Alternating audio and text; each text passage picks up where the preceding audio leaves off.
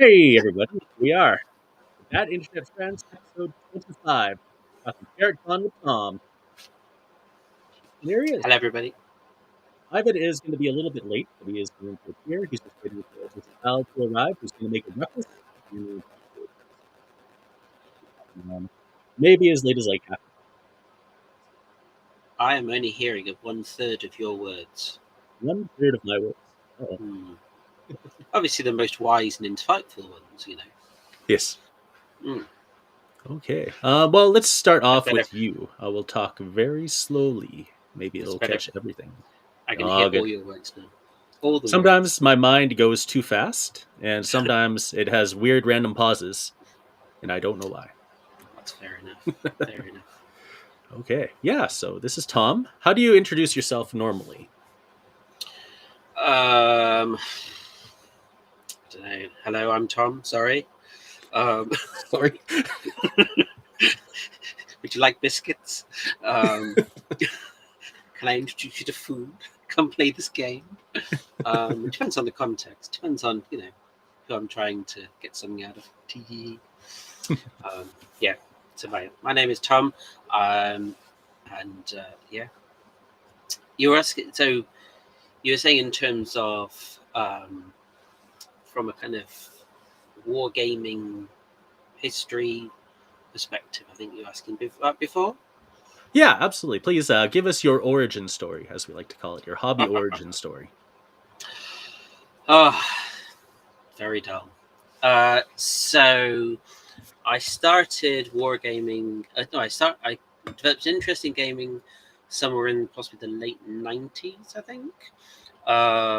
And I went along to a games workshop because they had all these cool figures. Wow, look at the cool things and the colors and wow. And I walked in and it was very exciting. They had all the little toys and it was all very fun. And I was like, oh, can I have a go at playing a game? And they were like, yeah, sure. And I sat down to play a game. And all the people that I was playing games with turned out to be total wankers. And so I was like, when do I start having fun? And the answer was, it seemed, never. So, still interested, however, in pushing toy soldiers around, I went along to a place called Sheffield Wargamers Club, which fortunately used to be just down the road from my house. So I went in there and I met a group of people who were playing games completely different to Games Workshop sort of stuff. They were playing games like Crossfire, there's a system called Mega Blitz, and also so like Tim, there's a guy called Tim Gow, Martin Rapier, John Armitage, and Nick Mitchell. Those were the dealers that got me in. They were the ones that just kind of showed me this world of wargaming that was kind of very make it up as you go along, but in a structured kind of way, or just make it up as you go along. Playing big games like, I played one of my fondest gaming memories is playing Battle of Kursk with something like 20 odd players that took the whole of Kursk, and it was so much fun. And I was nothing but a Soviet speed red smear upon the land in front of the steel drive of the Nazis. But just I think what they just it was I don't know quite know how to put it. They were just such a fun group of people.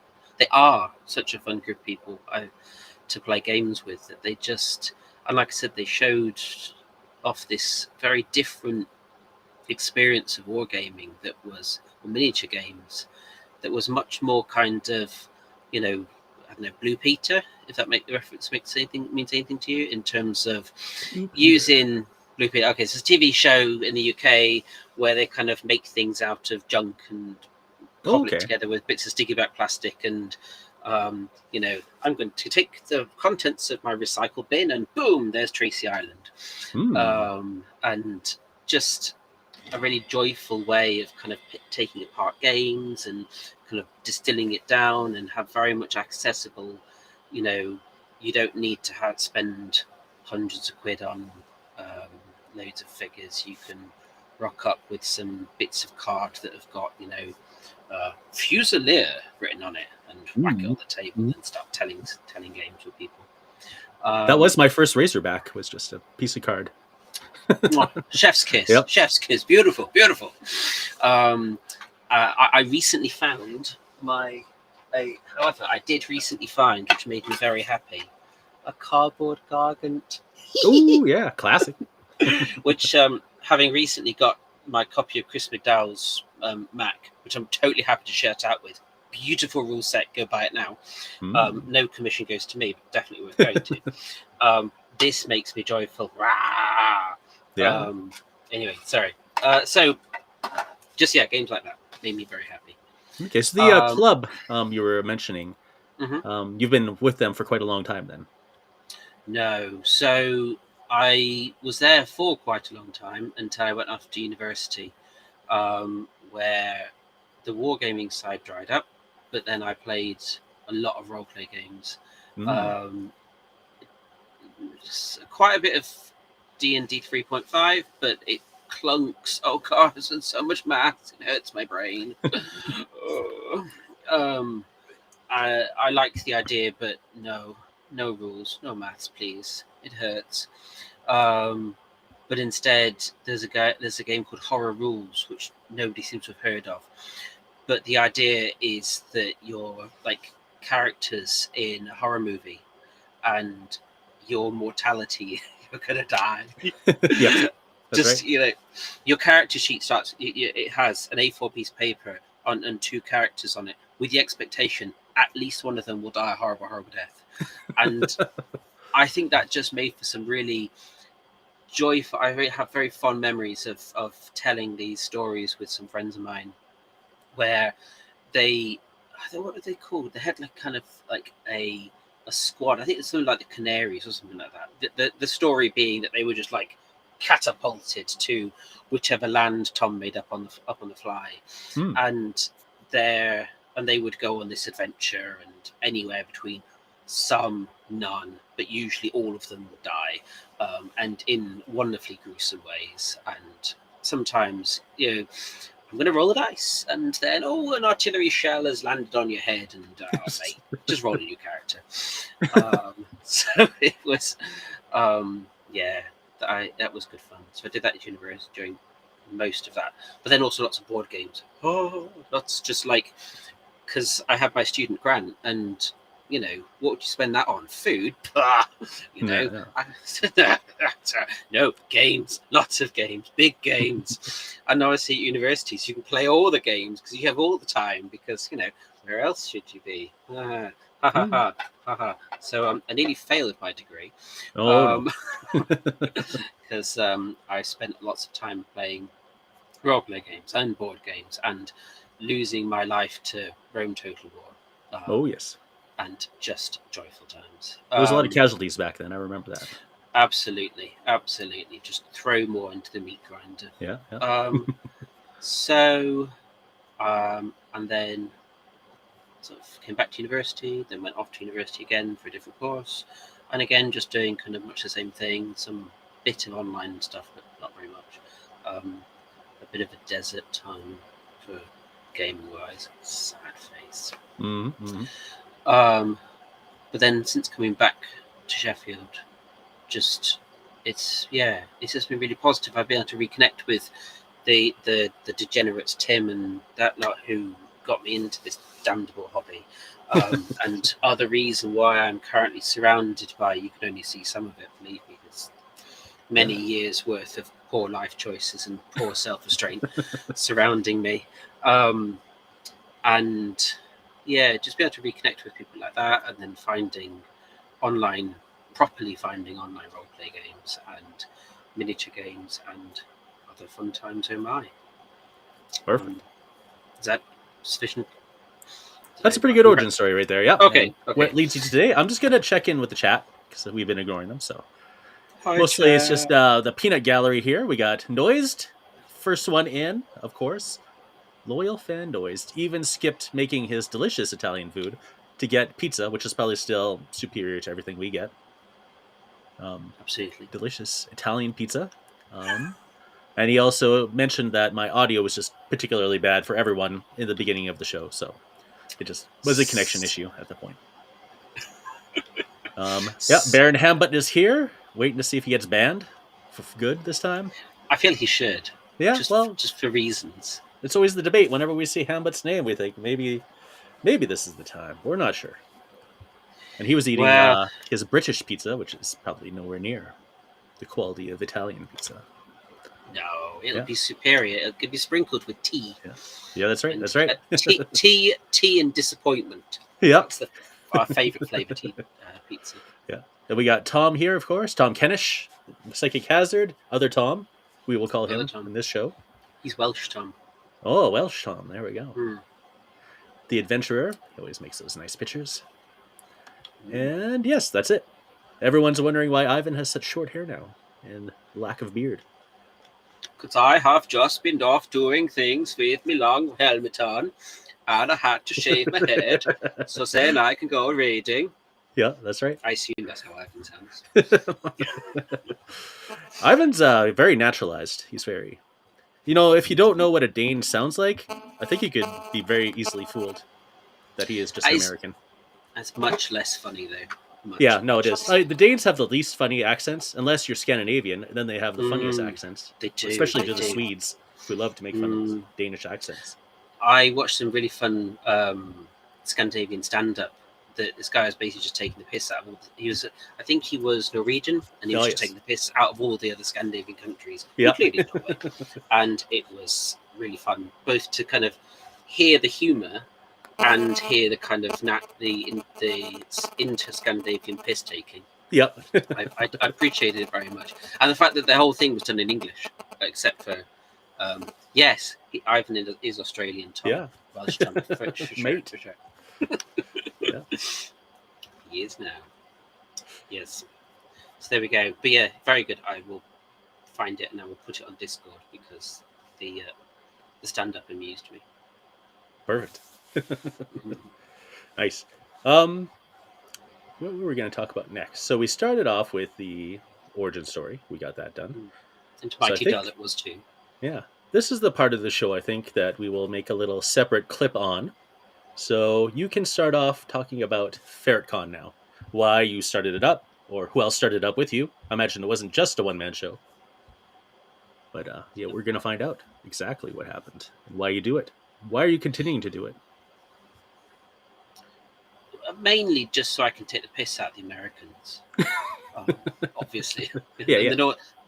Just so the continued joy of taking the piss out of the North American Nordic Weasel fans. Mm-hmm. There we go. I have no other reason. Good. Thanks for everyone. Hope you enjoyed the evening. Bye. Spite is a high motivation factor in Nordic Weasel games. Ethos. Pleases my little heart. Mm-hmm. Ham says there's noise, phone noise.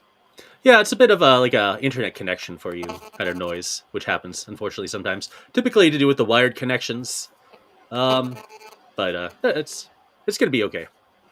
Nothing is ever perfect for our podcast, so you don't have to worry. Talking of nothing's ever perfect, let me tell you about Ferret Con. So the story of Ferret Con is, so I like organising gaming days. I get a great deal of satisfaction from just bringing people together and playing and telling stories together and playing games. I've run. Prior to Ferret Con, I've done things like a Tewkesbury game where all the different players they went out and bought a little box of 1/72 scale figures and they painted them up and then they brought them on. Right, okay, you're going to be this household, you're going to be that household, you're going to be the other. They paint them up, bring them along. We fight the battle. Good times were had by all. And I've also organised a gaming day for Two Fat Lardies. Again, the idea was for a lot of these things they come from someone me saying, is that game in Sheffield? Or when's the Warhammer Fantasy Roleplay game in the north? And people going, there isn't one. And I go, well, click, click, click, click, click, click. There is now. And like I said, that's what happened with Steel Lard. That's what's happened with the 231. That's what's happened with Harrowing in the North, which is the roleplay, the Wolfrup roleplay gaming day I run, and to an extent, that's what happened with Ferret Con, if memory serves. When are there gaming days? There aren't any. Right, there are now. And I think from a so that's kind of partly where they come from, partly because I think it's just fun to bring people together to play these games, despite the irony of many of them being solo rule sets. So yeah, that's partly. Yeah. Next question. Give you questions. Okay. And anyone who has a question in chat can definitely post it. Tom or Baron Hambut asks, "What's the current score?" And I'm not sure. It will. So what he means is the current score between yes. us and the North Oh, American Ferret, and and the rest of the world. So yes, the world. Come on, crack on, mates. Yeah. We are going into our 9th Ferret Con in November, 15th of November, Saturday. Sheffield, UK. Crook Social Club. Be there. If you start swimming now, then you'll probably hopefully get there on time. Yeah.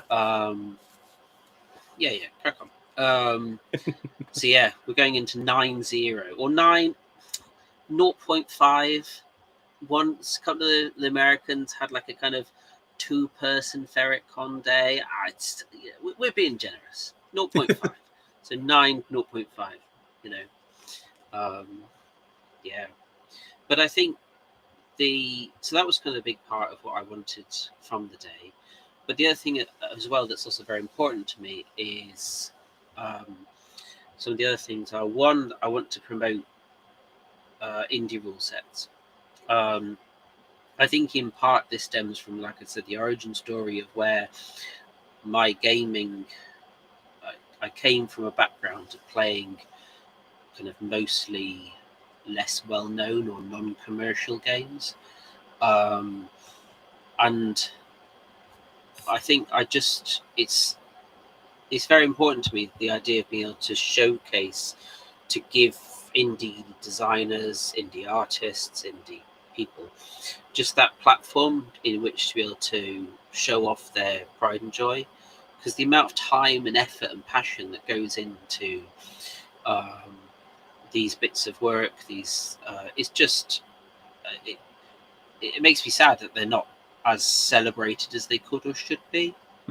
You know, and I think it's not just kind of exposure. Exposure doesn't pay the bills. It's also be able to give their people money. You know, artists can't live on views or whatever the phrase is. And so, in part, this also stemmed from the idea of, one, being able to showcase Ivan's work, which I was having great fun with, but also then for it to be a space in which both, you know, diehard Nordic Weasel people, the Nordic Weasel curious, other gamers who hadn't heard of it but were interested, or kind of just like, sure, whatever, and normal people could come and play and have a go at these games and realize that actually things like Games Workshop games are often terrible gateway games for this hobby, in terms of both, you know, I see people advertising what basically sounds like a correspondence course on how to learn to play 40k. Yeah. If you need a chuffing correspondence course, love, you need to go through and go through that rule set with a chainsaw, as an example. And so, but whereas, like I said, Ivan's games and many other, like Song of Blazing Heroes by Ganesha Games, fabulous rule sets, so accessible, cheap as bloody chips, and you can play it using whatever random bits of crap you find around the house. Again, probably one of the, in my opinion, one of the best gateway games out there. So it was an opportunity to give, in this case, Ivan, that platform whereby more people come in and be like, wow, we can play games with these toys and it's all really fun, and ooh, and then spend money, and then Ivan can, I don't know, buy himself another long ship or whatever it is he buys. Dragon boat. Rawr. Yeah. And I think that has then bled through and expanded as Ferret Con has kind of grown in its own way to include things like support from and thus for smaller suppliers like Brigade Miniatures. You know, Tony's been fabulous in terms of sending us as a cheeky dealer. You know, he sends us a selection of his miniatures. I hand them out. We then go back and then buy more. Ooh, yeah. happy days, mate. Honestly, do you want to come? If you want free shit, come to Ferret Con. All right, you'll get some good stuff. And so like Tony at Ferret Con, Stephen at Moonhopper Games, he's just started supporting us, and just his generosity has just been really appreciated. And Paul from Custom Patriot Games, all three of them have just been really generous in terms of supporting us, and then by extension, it gives us that space in which to say, look, these other people exist, their toys are really cool. Or if you have a thing, Paul can put your image on pretty much anything. Yeah, possibly not an elephant, but you'd have a go at most other things.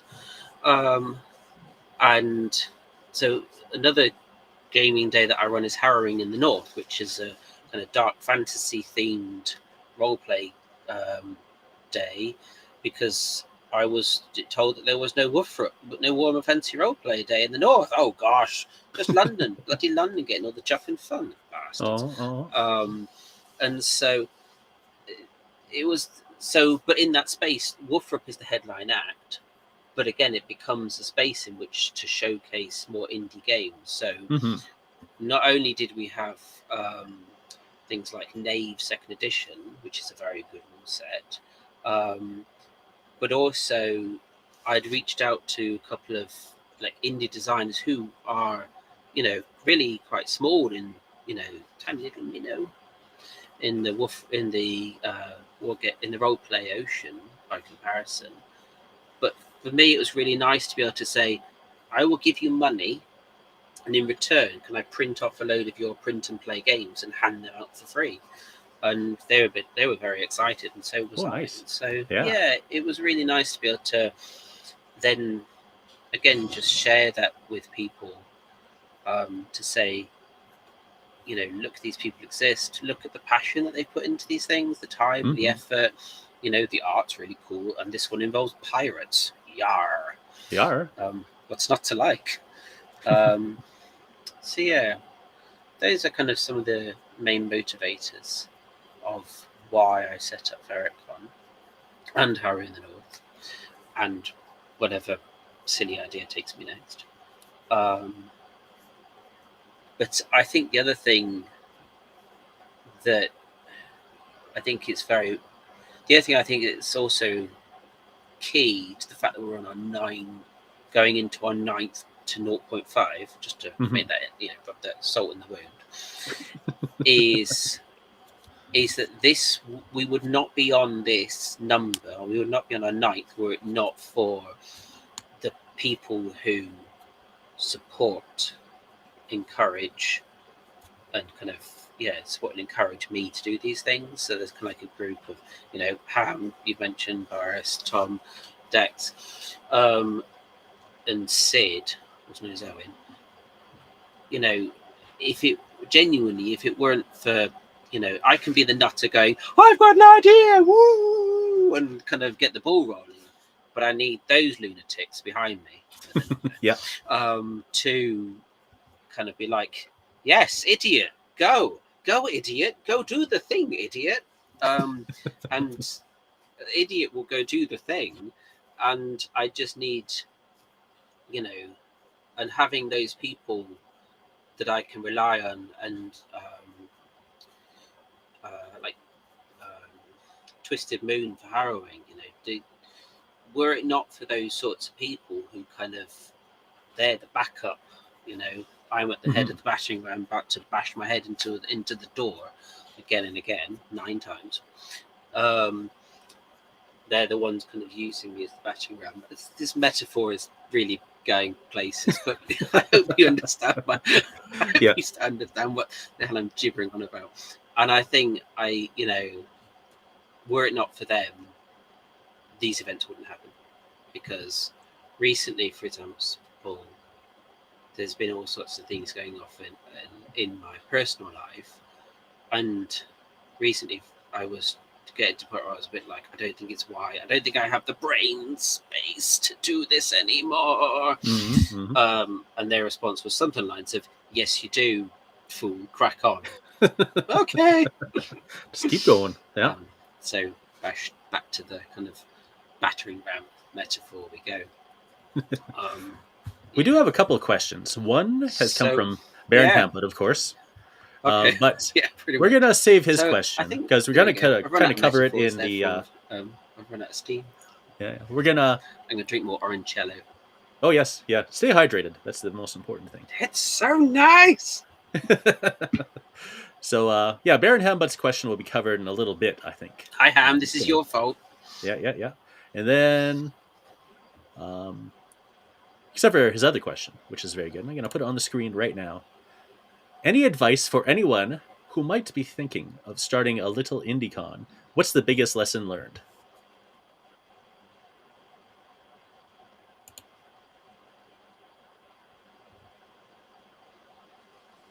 I think partly it depends on what sort of person you are. If you are the sort of person who likes to have everything organised, then that's what I tried to do that with Steel Lard, where I had everything organised. I was in kind of frequent correspondence with the hotel. We were running it in. I was there I'd got together a list of I had a spreadsheet with all the different games in, all the different players in, and they're carefully curated. What are your thoughts? What are your preferences? I mean, it felt like bloody wedding planning. And trying to then curate that, and then what are you going to do if it all falls apart? And that's what I did for Steel Lard, and that if that works for you, you crack on, love. You do you. But for me, no, that didn't work for me at all. That hurt my brain. Whereas Ferret Con and Harrowing in the North, so much easier. The normal process is a date is chosen.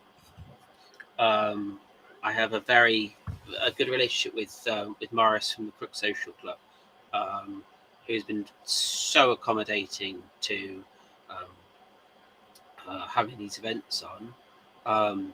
Choose a date, tell people, and then voluntold some folk that they want to run a game. You do, don't you? Want to run a game, don't you? Yes. And after they've run it, they realise that they said yes, whether they thought they did or not.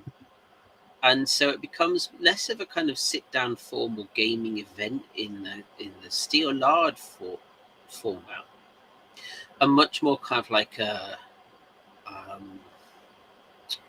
what's the word? Like a rock up and play kind of event. Yeah. And actually, that suits me really well in terms of organising it. As long as I know that I've got a stable of games on offer that will accommodate a number of players that's more than 2, 4 plus is preferred. And so then I personally always try and have a game that can just accommodate many. And so if you're going to organize it in that respect, then my suggestion would be to have the people who are kind enough to run a game, just let them do their thing. If they can stretch it a little bit, so much the better. But then for you to have a backup that you can accommodate any, like I said, in the past, they've usually been Starport Scum roleplay things that I've run, and they've gone from anywhere between 2 players to 12 players. So and actually the 12-player game was hilarious, and all the characters were called Tom. And they're all bumblingly incompetent. I don't know what the players are trying to say. Cheeky sods. I didn't. So, one, find an event that's hopefully cheap and cheerful. Two, find stalwart, handsome, wonderful, wise people who will run games for you. And Hambut. And Ham. Yeah, and Ham, we let him in. He always runs the same game each year anyway. It's beautiful, So yeah. And then you've got those games, and then tell as many people as you are able through as many channels as you can. And if you have people who are good at that sort of stuff, get them to do it. And then I think the other thing that I have come to accepted, certainly for the first one, when I didn't know how many people, if any, there were going to be, I kind of mentally planned that I was going to run a solo game. I had this mental image of the first Ferret Con just being me, just in the pub on mid-side going, I'm going to move the little figures, bang, bang. How much do they move? Oh, this much. Oh, bang, bang. Oh, I'm dead. Oh, not again. Oh, you cheating sod. But yeah, so I think those would be some of my suggestions. And the other thing as well is, if it starts feeling like hard work and like an actual job, if you're enjoying it, crack on, love. If you're not, don't bother. Move on. Find something else to do. Come play game. Come run games at mine. Yeah. Ham. Yeah. Oh, we didn't shout out Dex McHenry. So, hello, Dex. Hello, Dex. Dex does amazing scenery. Like, just when you see some of his terrain that Dex makes, you're a bit like, I think I'm just going to put all my stuff in a bin. He did this amazing bug hunt game with all the deserts, and he had his islands. I didn't get to play it, but I was there going, "Oh, it's so lovely." Yeah. I think there might be photos of it on the Ferret Con website. Nice. Definitely, people should check that out. It is in the link in the description. Should. And of course, when you're there, you probably should just buy a ticket, even if you can't attend, right? Or just rock up. Yeah, just that's what most of us do, including take the flight over. I do have a question about travel. Okay. For you guys, what is the longest distance for one of your participants to travel? Would you say, like, who has to go the farthest? The most regular furthest is Welsh Tom. I admire the fact that anyone who comes from stuff in Wales. I appreciate the fact that I think he is the furthest travelled, and I appreciate that, one, he travels all that far for my stupid gaming days. Two, he then willingly endures whatever crap I throw at him from under the name of fun. And three, once I sent him out, we were playing a game, and on the little. The challenge was he had to go outside and fetch me a leaf from the car park, and it was in like a Franco-Prussian war game. And he was a bit like, "What the hell's this?" And I was like, "Leaf, please!" Crazy. Stupid Tom with his stupid game and his stupid face and no stupid beard. Mutter, mutter, mutter, chunter, chunter, chunter, chunter. Get leaf. Mutter, mutter, mutter. Here's your sodding leaf. I laughed so much it hurt. All right, so Tom says 3 hours drive. Would that sound about correct? 3 hours. Yeah, which in the UK is like traveling to bloody Narnia, mate. Crazy, I know if you're in North America, that's like pop into shop for some milk, but you pretty much. It's like traveling around the world for us. Pretty much. Let's say we had the con at Jason Ludanto's house in Arizona. For me, that would be 2.5 days drive. If I wanted to go visit Ivan, that's definitely 3.5 days. You might as well just come to Ferret Con, mate. You might as well just come to Ferret Con. Like, just hop on a plane, bob over. Be right. We'll you'll be. Just come. Bring your camera. Interview everyone else. It's not just thousands of kilometers. It's also going through the mountains takes forever. So there's mountains everywhere. I bet. Jeez. How long would you say? 3 days to get to Ivan's house? 3.5 days, roughly. Yeah, depends on which route you go. Maybe I could do a little faster through the States, but from Canada, definitely definitely got to be 3.5 days. Bloody hell. And yeah, we went to And I Disneyland bitch and moan last about year, travelling and that to was Kent. over 3.5 days to get down to Disneyland in California. 3.5 Yeah. days. And I'm pretty close to the border. Really? I'm like only a couple hours away from the border, like maybe 4 hours. Wowzers. So yeah, When's that's Ferret like the Con big hurdle Canada? for us. How many Sorry? have you guys had? Yeah, 0. Because no one lives close enough to each other. I said, how many Ferret Cons have you had in Canada?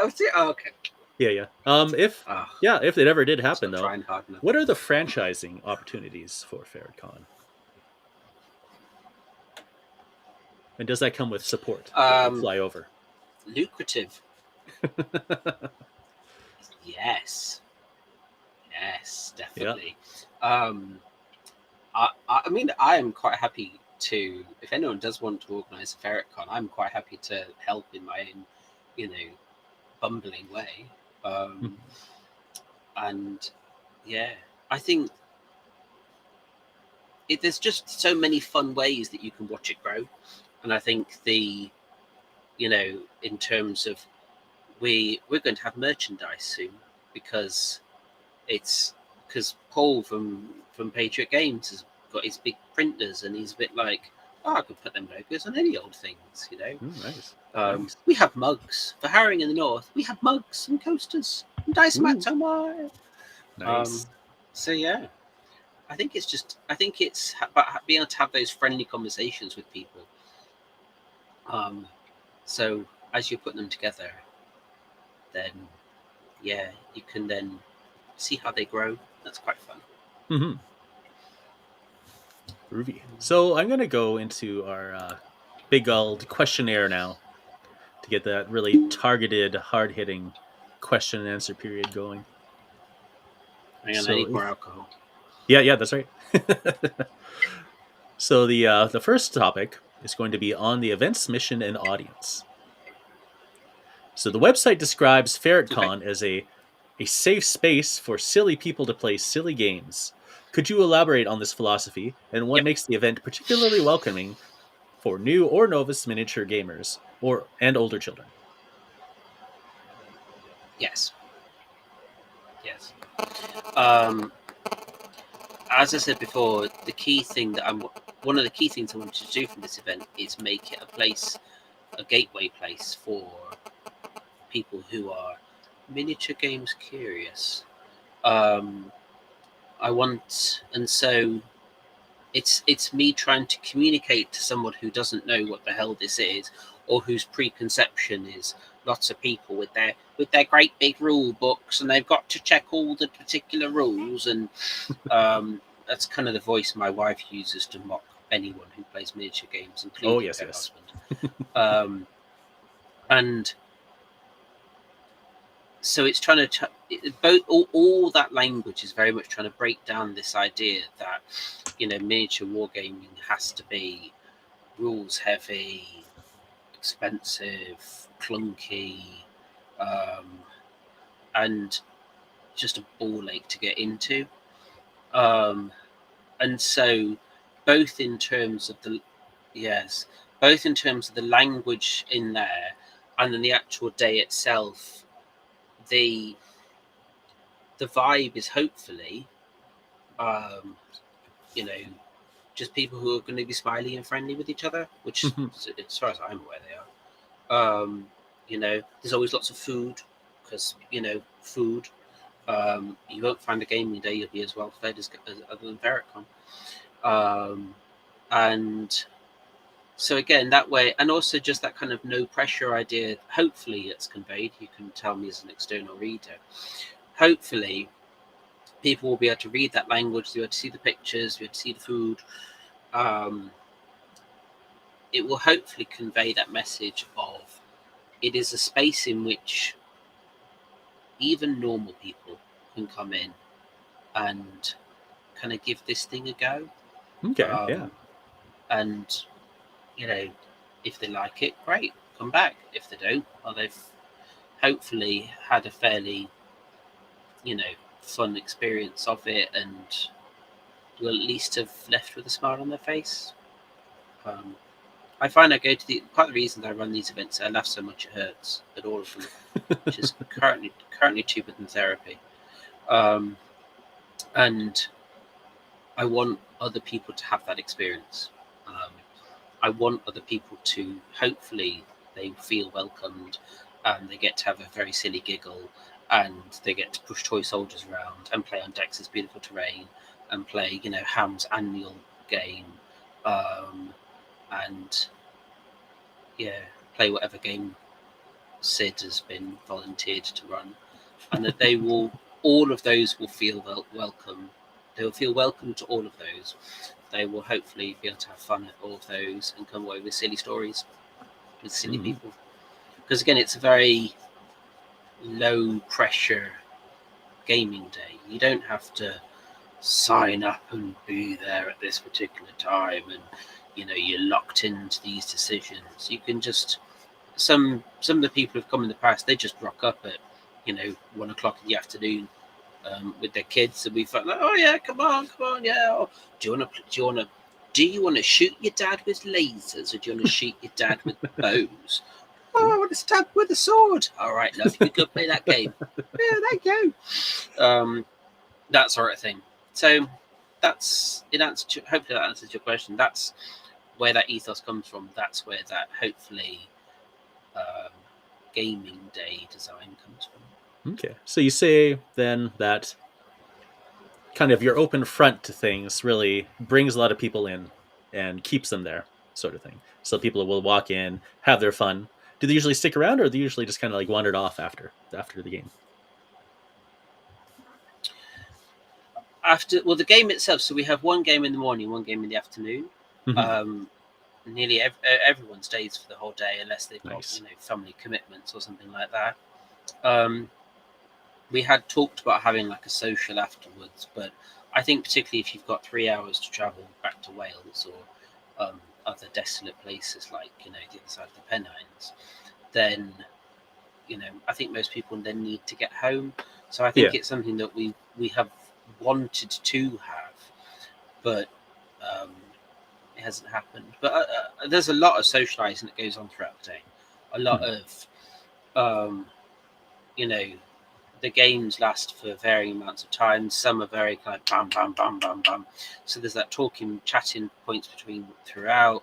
There's a decent time for lunch again where we can, chat, and then all the games that do last longer again while you're waiting for, come on, Boris, hurry up and take your sudden turn, mate. While we're waiting for him, Ham and I can talk about, intellectual things as we always do. Always. Perfect.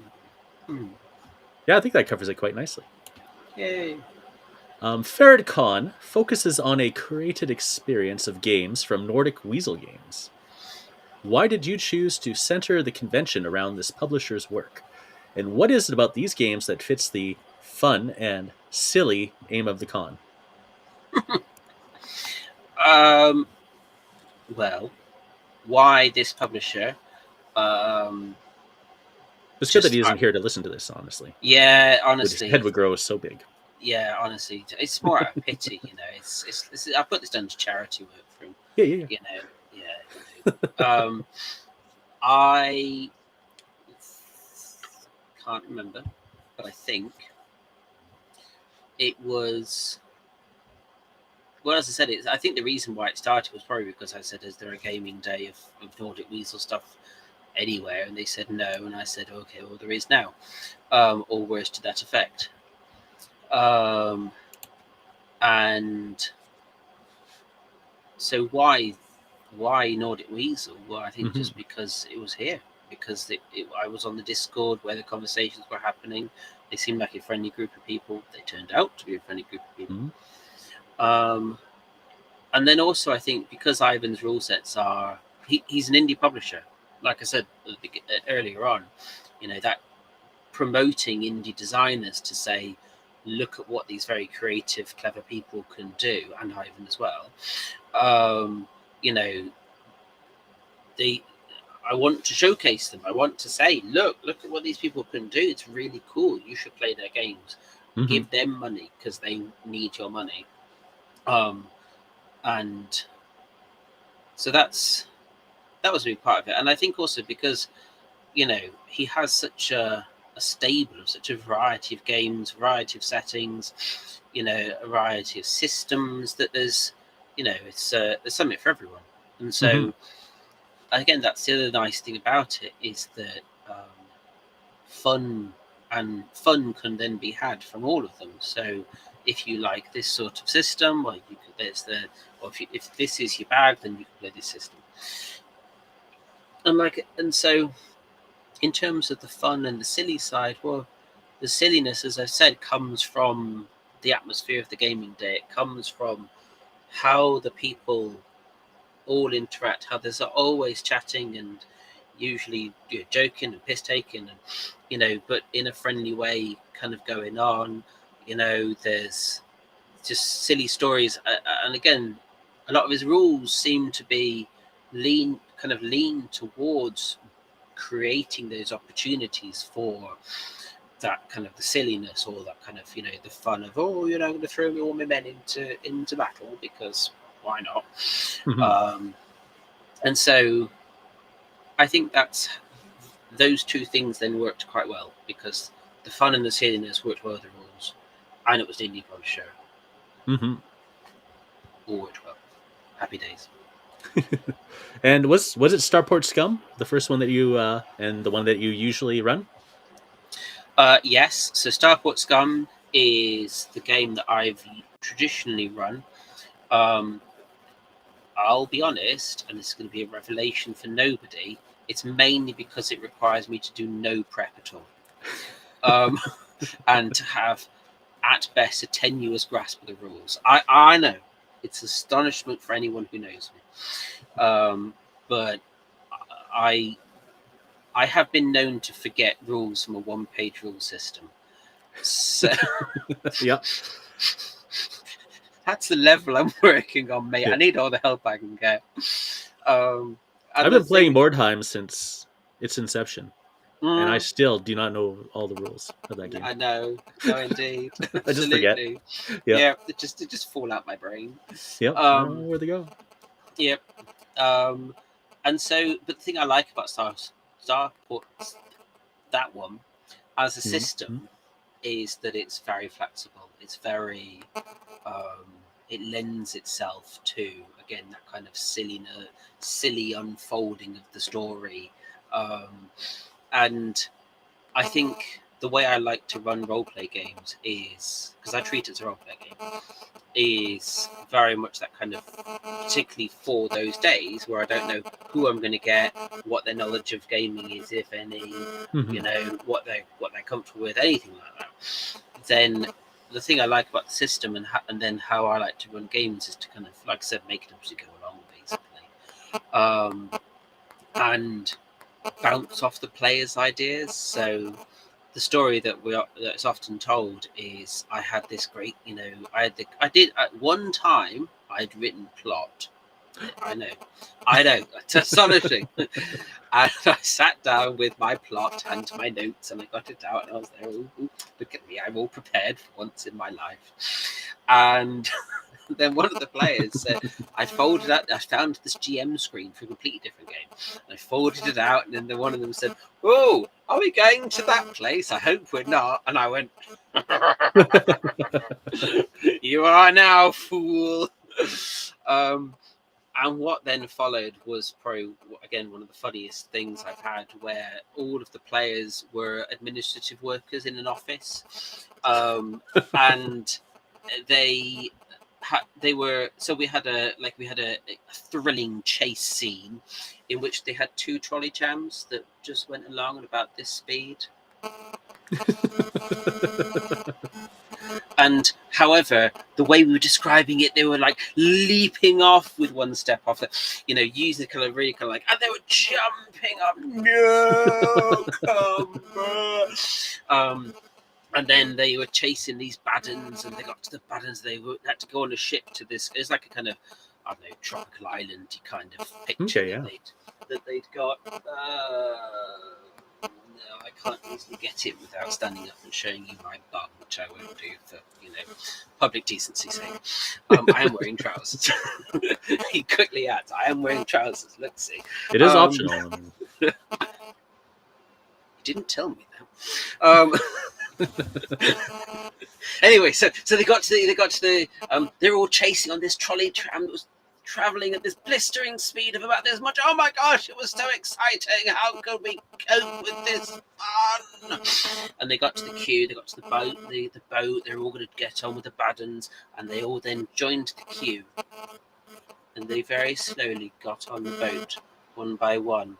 And while they're in the queue, they were giving the goodies and the baddies, giving each other filthy looks and saying, snide comments about the other person's filing system and how, they'd stolen all the paper clips. And then they got to the South America, wherever it was, and then a different chase scene happened on a train, because I'd recently seen the Bollywood film, and then the culmination of this many-hour hilarity of admin fun times was, instead of the dramatic fight at the end of the adventure, I got them all to fill out paperwork. Oh yes. So they if ever they wanted to hit someone, they had to fill out a form, or if they wanted to fire a weapon, they had to fill out. And it was like kind of little bits of paper. I got them to print out like requisition forms for bullets and like health and safety forms, and just honestly, it was so funny because they're all the players. I, the undersigned, request 14 shells from okay, there you go. And it was, and that's the thing I like about Starport Scum, is that you have the flexibility to then have stupid ideas that come from the players. How different of a world would it have been if Modiphius had gone for Starport Scum and Ivan didn't stop him? What if Starport Scum was the big game? I feel it should be. And I should get commission. Oh yeah. Tom's work was vital. No, I mean, yes, it was. All the wise insights that I never provided. Okay. Yeah, so Modiphius, if you're listening, Starport Scum, grab it while it's cool. That is the one. Like originally, they came to Ivan for Starport Scum. Yeah. Yes, Ham. I can, however, confirm to all listeners that Ferret Con is a trousers. It is a trousers. Yeah. Really? Yeah, but Ivan said 5 parsecs is the better of the two. Why Starport Scum and why they went for the other one? Not sure why they decided on Starport Scum to begin with. I think it's because they're more of a role-playing community or company. And Starport Scum fits that Ham is right. Ferret Con is a trousers on event. Sorry. Yeah. It's, I will neither confirm nor deny that myself. Just because of the procedural generation and the traction 5 parsecs it had up to that point anyway, Ivan felt it would be the better game to launch with. And I think it was a good decision, honestly, but still, that makes sense. Starport Scum was the first game I ever bought from Nordic Weasel Games. So really? It's a good one. What fun systems and stories have you told with Starport Scum? None. I never played it. No. I just bought it. It sat in the hard drive of shame. I bought a lot of things for it, and I read it. I'm like, okay. And then a friend's like, oh, you should try 5 parsecs from home. I'm like, okay. I'm like, oh, this is the one. And that's the only one I ever played. Yeah. Yes. Having lots of games that you own and never play. Haha. Who would do such a thing? Haha. Haha. Haha. Don't look behind me. Don't look behind me. Don't look behind me.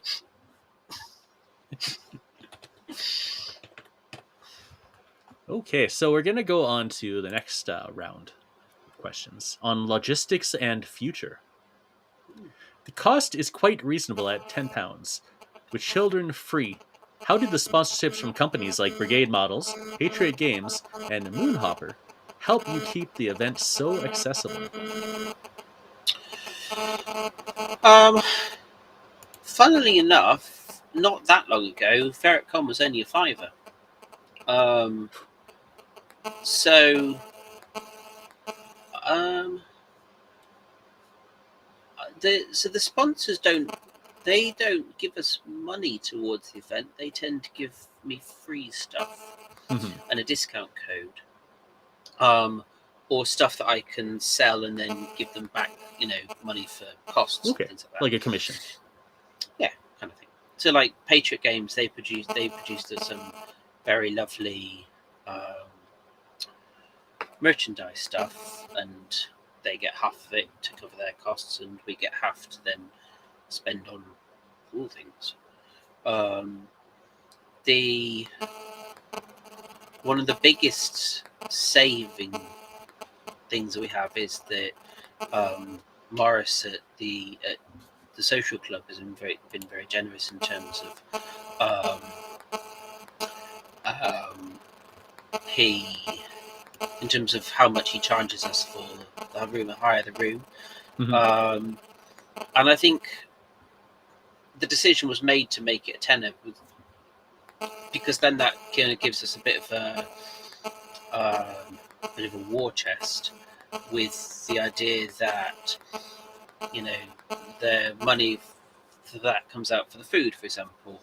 Mhm. But in terms of the food, so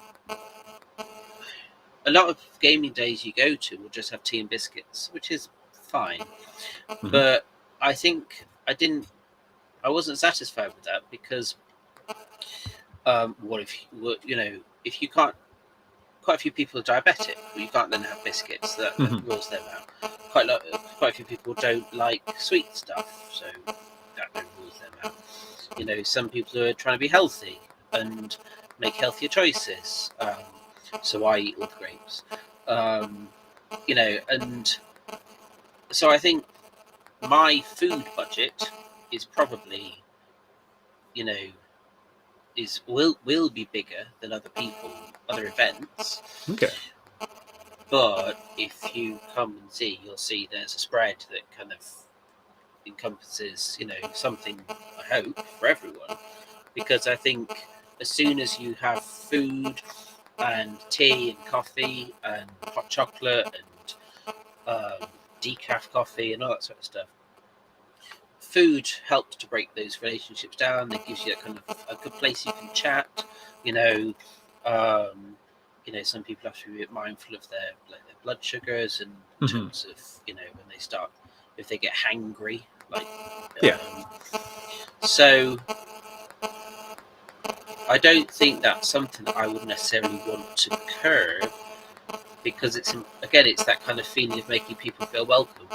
Like I said, if there's at least two people that I know of who are diabetic, who come to Ferret Con or one of the two events or both, and I think it's a bit, what's the word? Kind of like pushing them out a bit. If that side of the event they're a bit like, this ain't for you, mate. I get it. It might just be something small, but I know in the past when I've been to these things, you just got these like small signs of saying you're not welcome. Then I don't know. It just can leave a bad taste. It left a bad taste in my mouth, Yeah. and so pun obviously intended. Mhm. Mhm. Um, and so I think, yeah, that's where things like the costs come. One of the big costs comes from is things like the food. Okay. And you talked about, like I said, in terms of the sponsors don't give us money for it, and I wouldn't expect them to because Mhm. they're not big businesses. I wouldn't expect them to, you know, oh hi, Mood Hopper, will you pay for our food budget? Well, no, because Stephen's been very generous in other ways. Or hi Tony, will you cover the cost of the venue? Well, Tony sends us, a goodly box full of toys, Mhm. and he doesn't ask anything for it. other than for us to go and spend money in his shop, which is, fine. But believe me, I quite happily will. That is not a problem. And so those costs, however, of the venue and the food and other things need to be met somewhere else. And like I said, it then gives us a little war chest that we can build up and maybe, do something else fun with it, or do something stupid with it, or maybe both. Hopefully both. Yeah, hopefully both. Yeah. Does that answer that question? I think so, yeah. So to summarize, the sponsors, would you say they are much of a draw then? Because they are giving you products and, discounts for giving your guests. So have your guests come to expect that when they go there, they can get those cool miniatures and nice discounts? Would that you say that was a draw? Or if it just is a kind of like a bonus, like, oh, I didn't realize I was going to get this cool stuff, but now I got it, so that's great. I mean, I'm sure my more mercenary attendees, Ham, will, come for the free things and stay for the team for the play. I don't think so. I think for most people, it's a pleasant surprise.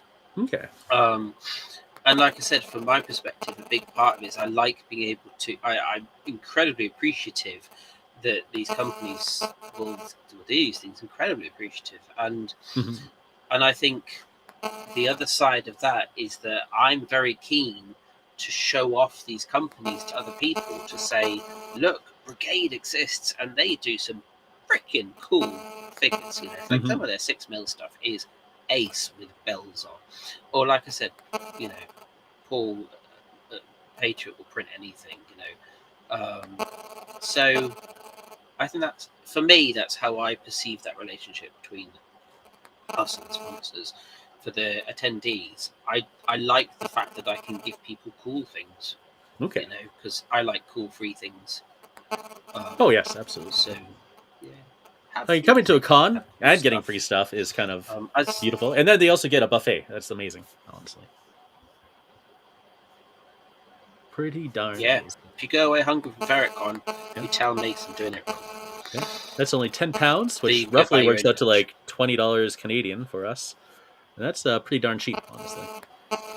Phenomenal pricing. Thank you. The next question will be, looking at the schedule of previous and upcoming events, Ferret Con seems to be a reoccurring event. What are your long-term goals for the con, and how do you plan to grow the community of attendees and game runners?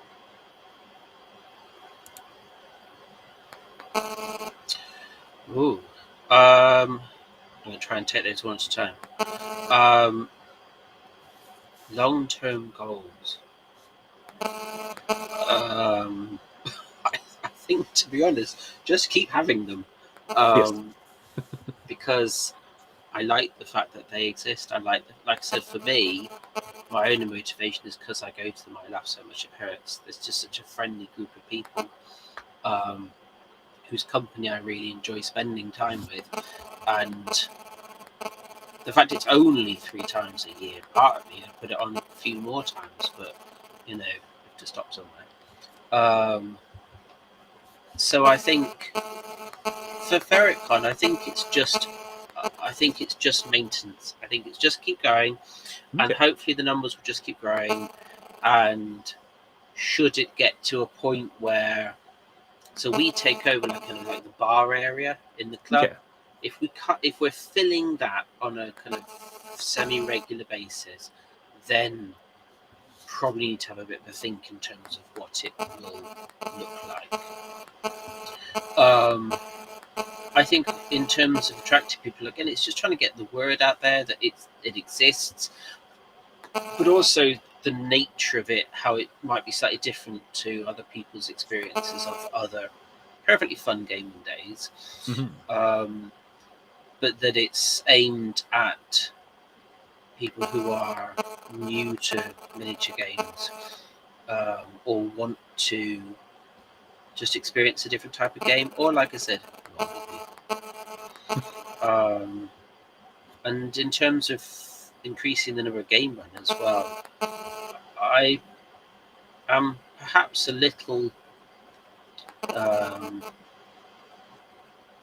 shameless Oh yeah. in volunteering people to run a game, perhaps. Maybe the accusation has been made. Um, I what I think in terms of it's just when I find people who are willing to run a game, then I say yes, lovely, good. How many people can you run it for? Um, and then I hope then express enough, you know, appreciation to them for their time and yeah, because we have had some very cool games run, you know, Hmm. and yeah, I do very much. Again, it's that thing of if they weren't running games, you know, at Harrowing in the North, if I couldn't rely on like Rod to run his various, you know, madcap roleplay events, Woofrup events, you know, or Twisted in terms of, you know, he's always got fabulous, you know, both of them have got fabulous games that they run. If you don't have them, then the whole thing falls apart. They can't all just play me running a game Star Port Scum for a whole day. Oh gosh. That way Magnus lies. I'm not sure whose, probably everyone's. All day long. Wow, that'd be amazing. So yeah. Perfect. Yeah, I mean, sometimes like this is an AI generated question, so it always kind of ups the ante in drama. But you know, sometimes there's no drama. You're just kind of running something fun, and there's no real need to be capitalistic about it and keep everything just growing every year, making more money every year. As long as it's something that maintains its momentum and people have fun with, there's absolutely no reason not I to. Just keep on I going. I agree. I think it's less about because this isn't like a business or a money making venture or anything like that. It's just like I said, for me it's playing silly games with some silly people and I genuinely really enjoy the company of everyone who comes along and I you know it's you know I really enjoy seeing the creativity that they come up with. I enjoy seeing you know the terrain that they make. It's you know and all of them just make me laugh at them or with them, Hmm. sometimes both. um, and yeah, so I think if that keeps running then hopefully other people come to that and then they experience that as well. um, and then yeah, just see how it goes from there. And like I said, it's that opportunity as well. As I said before, and I said again, to show off less well-known games, indie publishers, just one person and you know one man in his small publisher stock. And the last question is probably the most important question for you. Hmm. What is the process for someone who would like to volunteer to run a game at Ferret Con? You fool. Um, would probably be to I don't know, email me, send me a message on Discord, um, and yeah, I accept most games. I don't think there's any that I haven't accepted. And if you tell me what you're going to run, or if you tell me you're interested, then what I'll do is I'll encourage you and keep Mm-hmm. encouraging you. You've been like, really good, good, good. I'm really looking forward to your game, Boris, that you should finally run. Boris, who's come to pretty much every single Ferret Con and said she'll run a game. Boris. Boris.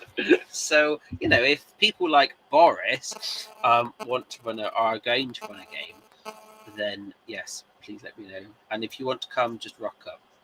If you can message me beforehand, that's helpful. But Okay. if you're just going to come as an attendee, just rock up. So typically you could be pretty accommodating for last minute game runners. Oh, absolutely, absolutely. And even things like knowing the rules is entirely optional. You know, sometimes you've got a vague idea what the hell's going on, or say it with enough confidence. You know, I've managed to get by this long, and no one knows that I don't often know the rules. It's a secret. Yeah, Shh. that's right. Absolutely, no one's figured it out yet. Hypothetical situation though. What if someone did show up all sweaty, wanting to run a 40K, game all day long at one of your tables? 10th edition. Is that what it is? I think that's the latest one. Not the fun edition. The 10th, like the latest one.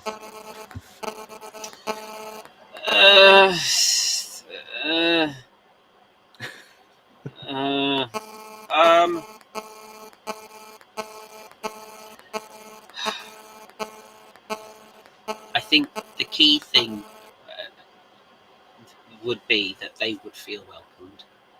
I would try and reserve my thoughts to myself. Probably fail. But I think the key thing was that they would feel welcomed, and probably I would appreciate the fact that they had made the effort to come and run a game. I would appreciate that they had gone to all that time and effort, and probably with kindness in my heart say, "Come and play this instead." I appreciate, or why don't you use your really cool figures, because they are really cool figures, but with this rule set that is fun. I mean, Yeah. Well, Baron Hambut, of course, has a great suggestion, oh yes, oh dear, and let's see. We give them a rogue hammer and tell them to get on with it. Absolutely, Yeah. absolutely. The Flawless plan there, Ham. Well done, yeah, that could be a trap. You could trap them in and then make them play a different game. mate. That I love that. This is our tournament package. It's like, well, these rules look a little different than I'm used to. No, they're definitely from GW. Yeah. Crack on. Yes. That's right. Yeah. Crack on. Yes. There we go. So that's answered to the final question. Did you say you had questions from the masses? Not too much. We basically covered everything that came up, I believe. It's mostly just the peanut gallery being charming. I do like the idea of your food for people. It's not what we do here. Typically, like there's an event called Dungeon Fest, which is a independent fest. It's usually Mordheim based, but they play other games there too, GW and non-GW.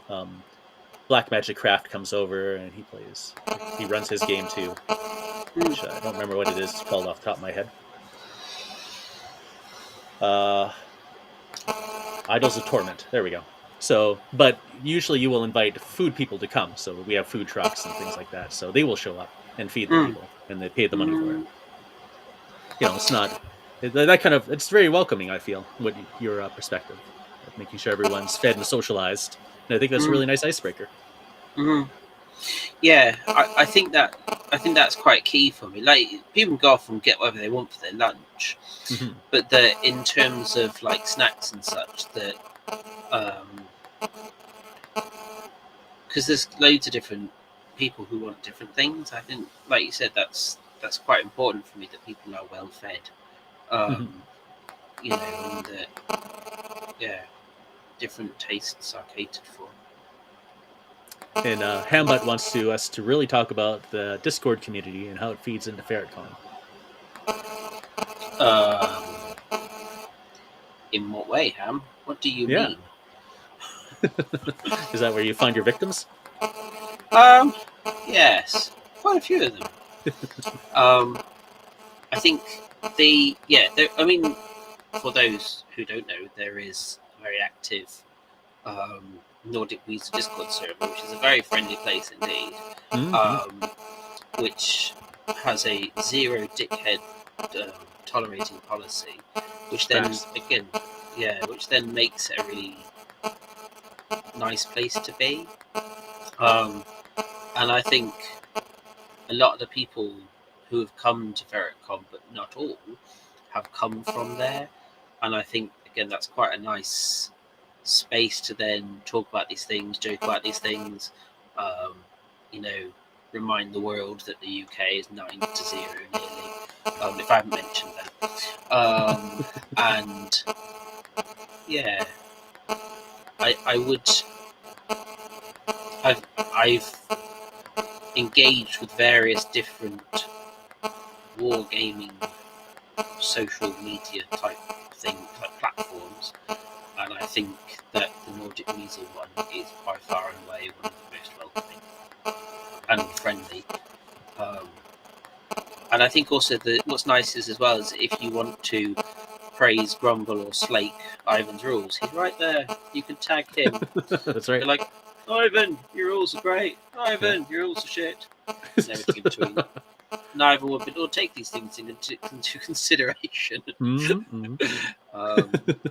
And you can play an active part in designing the rules, and I think that's all quite fun actually. Yeah. That's quite good fun.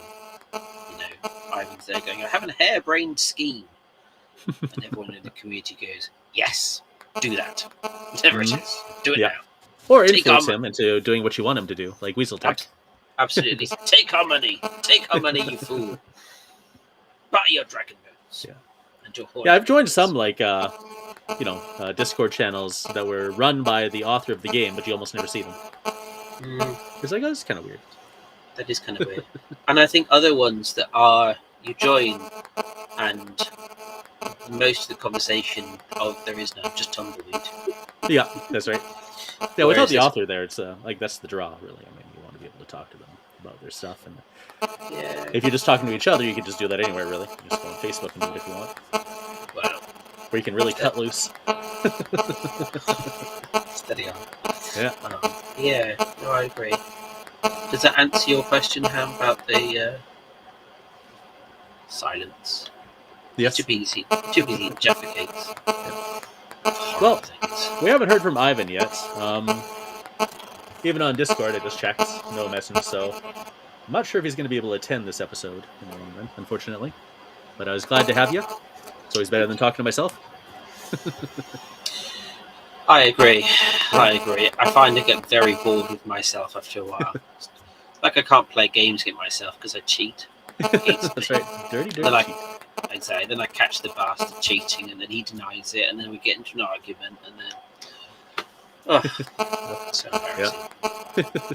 Groovy. So I think we'll wrap it up unless you got anything else to say, because I'm good. I apologize to Noised. I know I said this episode is going to be the episode we talked about WYSIWYG, but I guess we'll postpone it. And if you ever want to come on and chat again, you're more than welcome to. Just let me know. That's very kind of you. Thank you very much. Thank you for having me. It's been an interesting experience. I apologise for rambling, more so than normal, but you never stopped me, so that's your fault. Yes. Yeah, nothing really with myself, so. All right, perfect. All right, well, catch you later then. Bye. Cool. Bye.